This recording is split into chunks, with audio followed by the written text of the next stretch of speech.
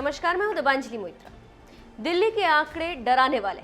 हर चौथा शख्स दिल्ली में कोरोना पॉजिटिव मिल रहा है।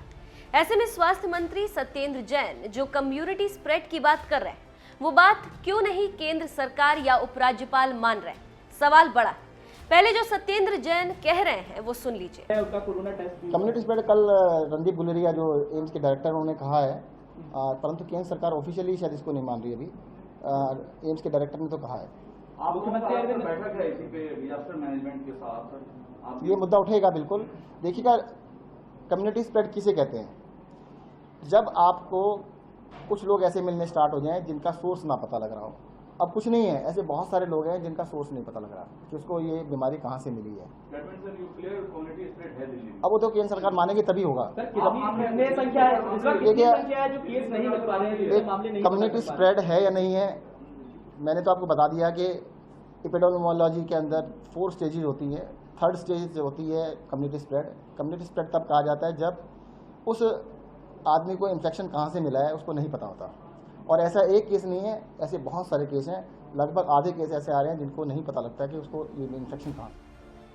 कम्युनिटी स्प्रेड का फैसला केंद्र सरकार को करना है। दिल्ली देश की राजधानी है, लेकिन जो हालात हैं उसमें यही लग रहा है कि दिल्ली सरकार और उपराज्यपाल के बीच ठन गई।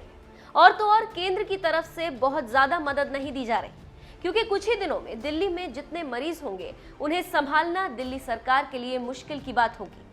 15 जून तक 44,000 केसेस होंगे और करीब 6,600 बेड्स की आवश्यकता होगी। 30 जून तक 1 लाख केसेस पहुंच जाएंगे और 15,000 बेड्स की आवश्यकता होगी।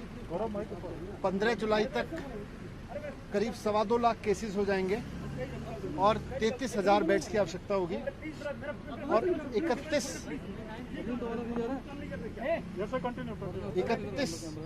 31 जुलाई तक करीब 5.5 लाख केस पहुंच जाएंगे दिल्ली में और उसके लिए करीब 80,000 बेड्स की आवश्यकता होगी।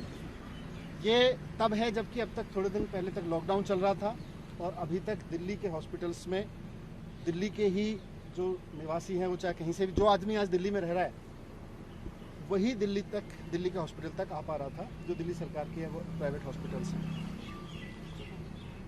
इसीलिए दिल्ली की कैबिनेट ने निर्णय लिया था कि अभी कुछ समय तक, जब तक कोविड की परेशानी है, आगे आने वाले समय में जब 15,000 बेड्स की आवश्यकता होगी, 33,000 बेड्स की आवश्यकता होगी, 80,000 बेड्स की आवश्यकता होगी जुलाई के एंड तक, तो इनको दिल्ली के जो आज लोग दिल्ली में रह रहे हैं उनके लिए ही मैनेज करके रिजर्व रख। जो नंबर उप मुख्यमंत्री कह रहे हैं उससे तो यही लगता है कि दिल्ली खतरनाक स्थिति में है। तो फिर केंद्र सरकार कम्युनिटी स्प्रेड क्यों नहीं मान रही? दरअसल कम्युनिटी स्प्रेड मानने पर और ज्यादा टेस्ट कराने होंगे, मतलब हर इलाके, तो वहीं दिल्ली को सील कर दिया जाएगा, यानी कि दूसरे राज्यों से बिल्कुल ही काट दिया जाएगा। ना तो कोई दिल्ली आ सकता है और ना ही दिल्ली से कोई जा सकता। जबकि केंद्र सरकार ने अनलॉक 1 शुरू किया है तो चीजों को खोला जा रहा है। ऐसे में कम्युनिटी स्प्रेड होने पर मैसेज गलत जा सकता है। लेकिन बड़ी बात यह है कि लगभग 2 करोड़ लोगों की दिल्ली को आखिर कैसे ही छोड़ दिया जाए, जिसमें हेल्थ मिनिस्टर और राज्य सरकार कुछ और कहे और केंद्र सरकार कुछ और। फिर दिल्ली की जनता आखिर किसके भरोसे रहे?